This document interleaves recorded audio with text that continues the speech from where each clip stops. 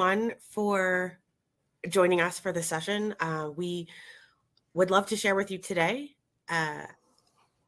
not only how we sort of think about diversity and women at ZS, but also how we think about a lot of the intersectionality in our colleagues, which of course then spills into our work, makes us a better firm to solve problems better. So I think with that, we'll just give you a brief intro about our firm if we want to go to the next slide.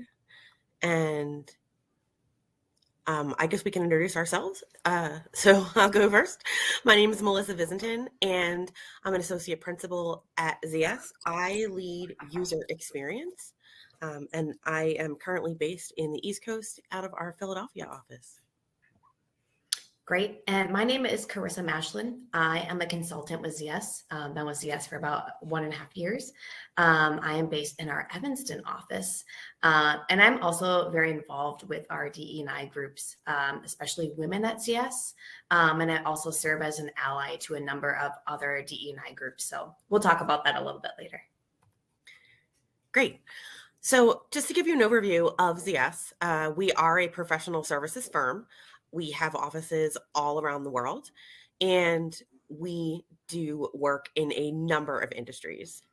We're about 12,000 strong, and our folks work in analytics, technology, strategy, and again, leveraging all their expertise from pharma, healthcare, life sciences, financial, transportation, travel.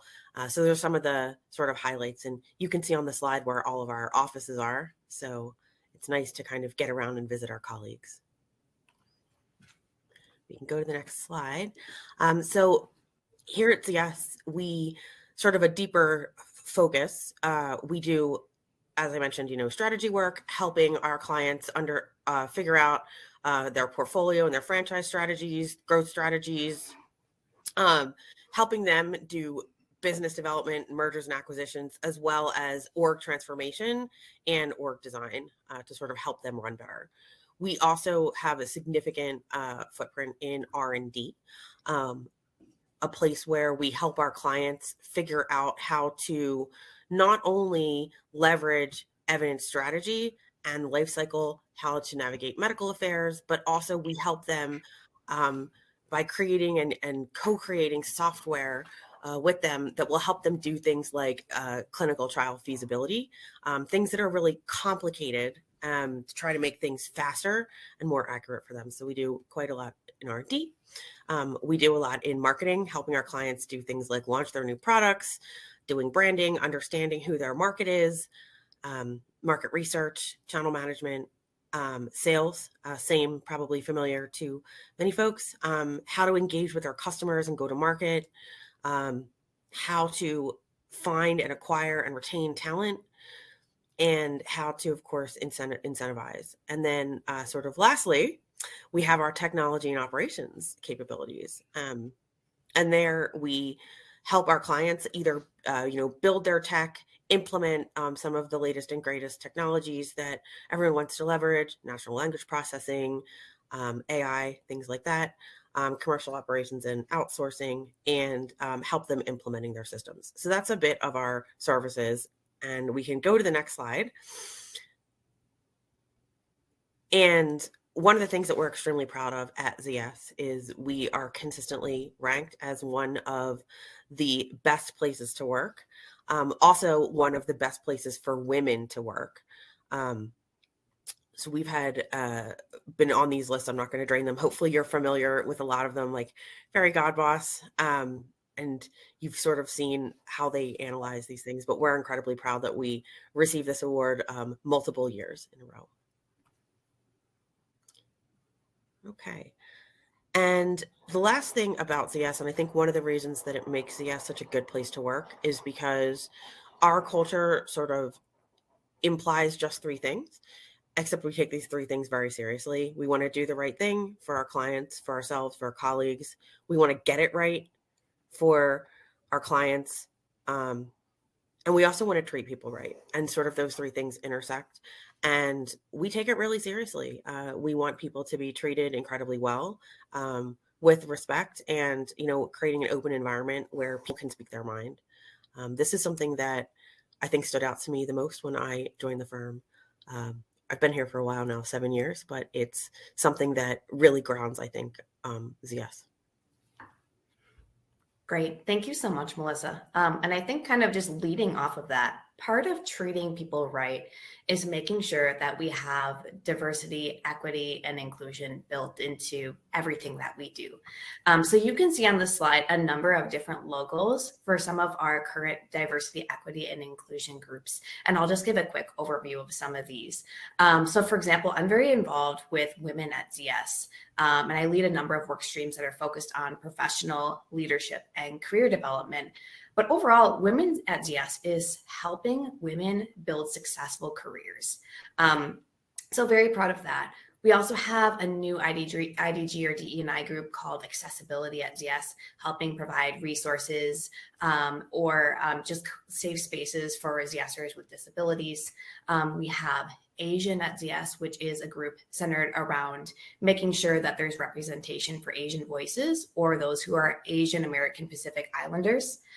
We have our Black and Hispanic Alliance, which is a space for Black, Hispanic, or Latinx perspectives.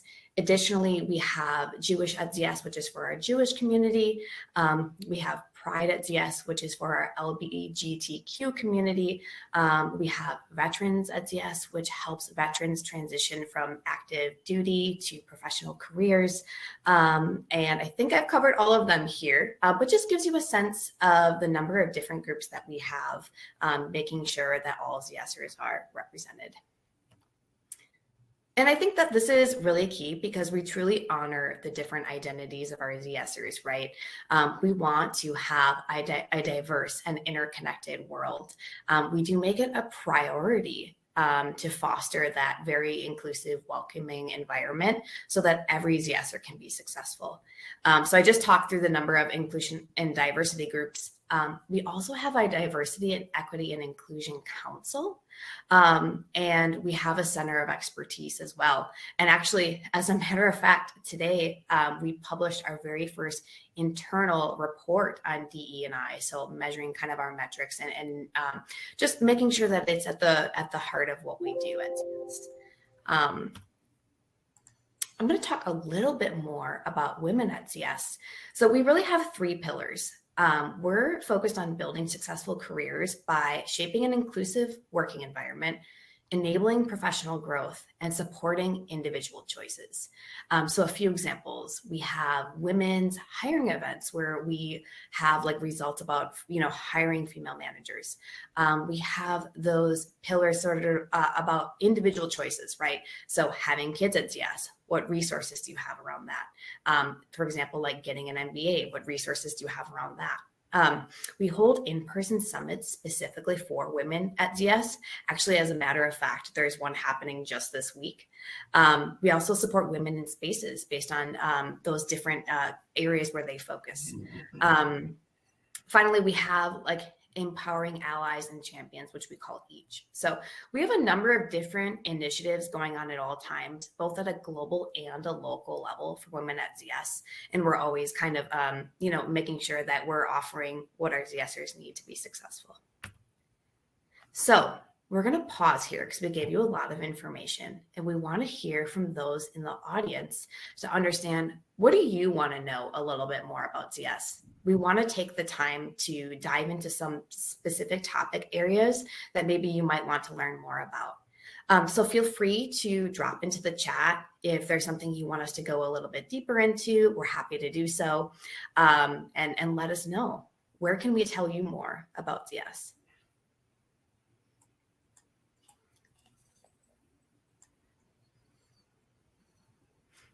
Melissa, let me know if you see anything coming through. I'm not able to see with my. Yeah, I actually can see. So great question. Right. So Jackie's asking, in your Women at ZS group, is it only women or do you have men, non-binary? Yes, we absolutely do have men as well as, frankly, anyone. right? So whatever you identify as from a gender perspective, you are absolutely allowed to join Women at ZS. In fact, we don't even necessarily make a distinction in that everybody's a member. And this sort of helps then people feel less awkward if they're like, well, I don't personally identify, but I very strongly support this. So yeah. Mm-hmm. And adding on to that, we also have allies of all of these different groups. So for example, if you aren't like involved in a lot of the events or sessions, you can still be an ally and you can learn how to support your fellow ZSers. And so that's something that I think really fosters that inclusiveness throughout the firm as well.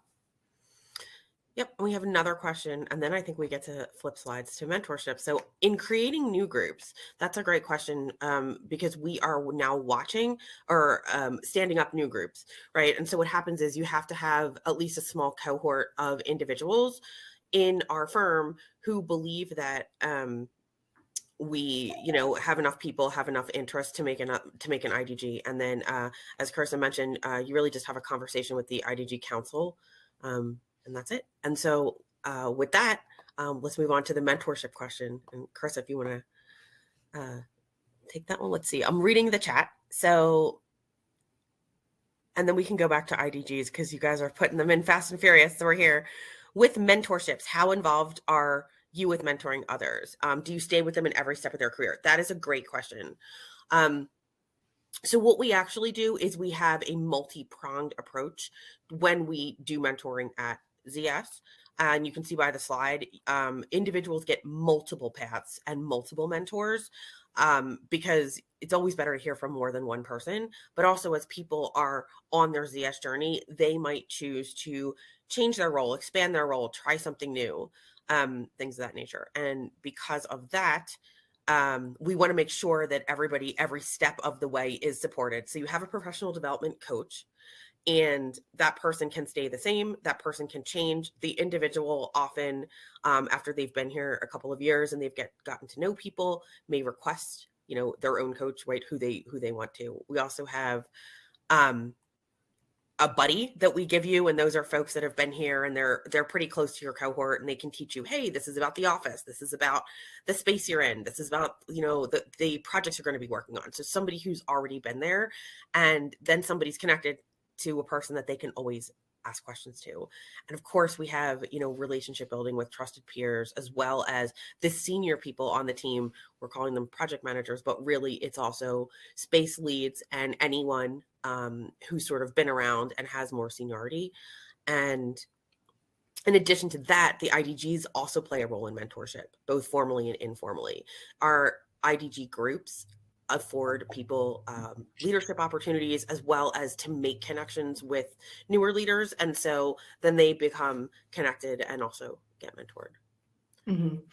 I would love to elaborate on something that Melissa said that I think it's worthwhile, like elaborating on. It's noteworthy. Something that struck me as really incredible when I joined ZS is the number of people that I talked to that had reinvented their careers and really had this path of like continuous learning and development, right? So I think, as Melissa said, like you constantly have different mentors throughout your career because you're going to learn and grow and try new things and solve different kinds of problems. And so it's fantastic to see kind of how broad of a network you build, and you have so much support along the way, especially as you try to, work with different clients or work at different spaces and solve new problems. So we definitely have that support throughout our careers, which is great. I want to go back to a question, and I can read this. And Karisa, you might want to take this one, but I can also piggyback. It says, in your women group, diversity inclusion group, what are some of the topics that we review, and how do you action them? She says a lot of DEI resources are performative as opposed to actually helping women. So do you want to talk a little bit, Karisa, about how we've actually put some things into action that we've heard from our women? Yeah, absolutely. So for example, there's like 2 different work streams that I specifically work on that are global, and they're specific programs for women at ZS. And so they're designed to basically be a solution for an unmet need. So we have a lot of surveys, we have a lot of data about like how can we support women at ZS? What kind of resources do they need? What kind of networking do they need? So I'm going to speak specifically to one of the work streams that I'm leading. We really dive into how do we provide you with the professional development resources, the like leadership development resources, the career development resources that you're needing at that stage in your career. So that program that I'm speaking about is designed for ZSers at a certain stage in their career. And we're always thinking about, okay, how do we support you through that, right? How do we provide you with the networking that you need, that sense of belonging that you need? So it is very data driven, and it's also very innovative. We are constantly hearing from ZSers, like, how is this working for you? What else do you need from us? How do we make sure this is an excellent experience for you and that you're very satisfied with it and that it's adding on to your experience overall at ZS? So hopefully that answers your question. Yeah, I want to give another example because it's a related example for how we help our women, but it's on a different topic. And this is one that's near and dear to my heart because I was sort of around when we put it into action. And that is around, helping women. You heard us say, it's all about supporting women's choices, right? And sometimes those choices involve, things that are external to work. And one of the things that we offer and then have put into action, because this wasn't explicitly around when I joined the firm, is flex time. So it's a flex schedule. Like, hey, I'm a mom. Hey, I'm a new mom. Hey, I'm a single dad. I mean, frankly, these are for everyone. But this idea, I specifically remember we sort of really started thinking and talking about it at one of the women's summits. And, not only do we allow people to work on a flex schedule, but we also, when they reach out, we tell them how to do it. We connect them with other people that work on flex schedules. And you don't need, any kind of, authoritative permission to do this. We have plenty of folks that are doing this. And so that's something that we've gotten feedback that's tremendously helpful for people, depending on what they're doing in their life and what they need to do to be successful. Yeah, absolutely. And we also have leaders who truly model those behaviors, right? If I'm going to be on a flex schedule, how do I model that for other ZSers so that they can do that as well, right?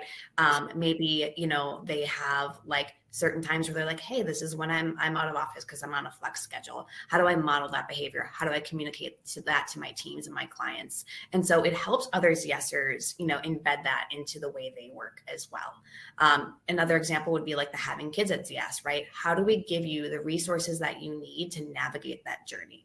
And so it's great to see that firm leaders truly are living and modeling those behaviors because it truly becomes embedded into what we do. Yep. And we have another question about how do we promote ally involvement in our IDG groups? They say they find that allies often feel that they support the group, but they don't have a role within the group. So Karisa, do you want to take this one, start this one off? Yeah, absolutely. So I think that we give our allies a lot more information about how they can be supportive. So for example, at WLI, we actually have some sessions that are just designed for allies or resources that are designed for allies, right? How do I become an ally? And what does that truly mean?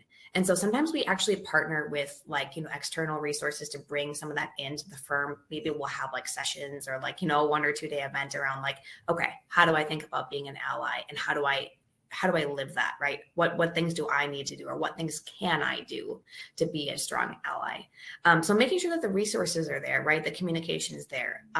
One of the great things we also do at ZS is we have a great communication channel internally to let everyone know hey, here's what's going on with some of our DE&I groups this month, right? Here's how you can be involved. Here's what sessions are available to you.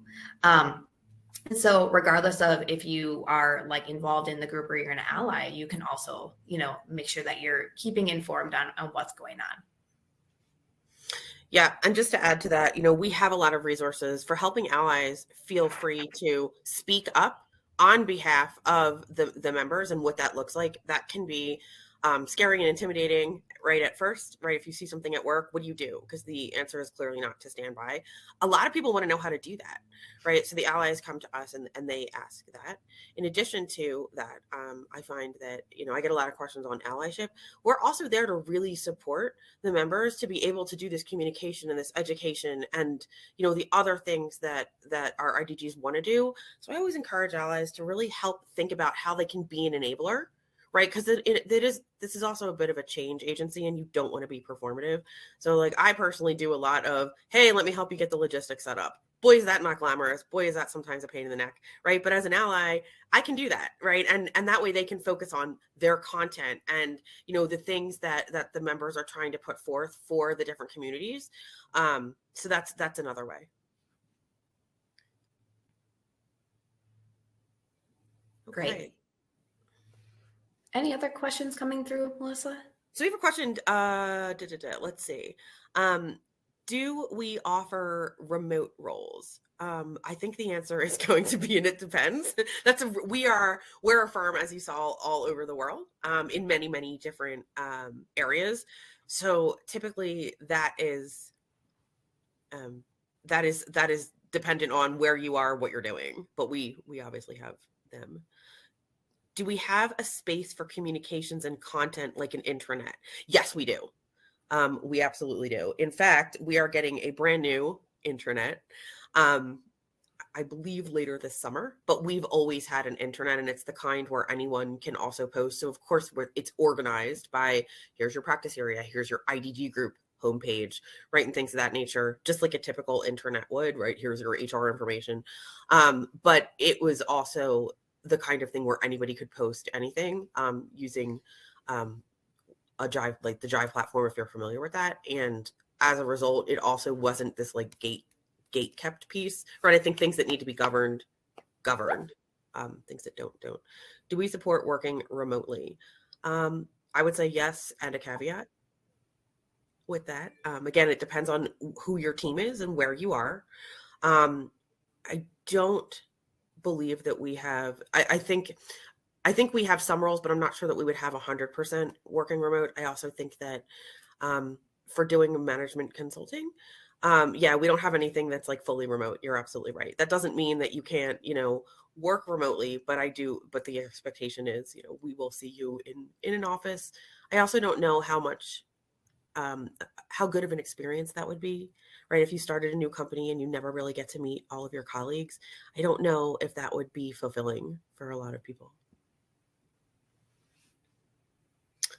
Okay, we have only just a few minutes left. Any other questions? Do you see any other questions coming through, Melissa? I don't. Great. I would love to just add on to the topic about the fully remote or the remote roles. I think that's something as well where like we can certainly chat offline, or you could, we could point you to the right question or right person if that was a question. But I think it's something too where, we are evolving in this new world, right, of working. So we could certainly take that offline if you had other questions. Anything else that we can tell you about ZS? Yep. I don't see any other questions coming through in the chat. Okay, it looks like we have 4 minutes left, so we definitely can make ourselves available if any other questions do come through. We can certainly tell you a little bit more about professional development, career growth, diving a little bit more into our values, IDGs, what our onboarding process looks like, or what a day in the life looks like. We can certainly tell you more about mentorship if you have any other questions on that, or our offices, or of course, any other things that you might want to ask.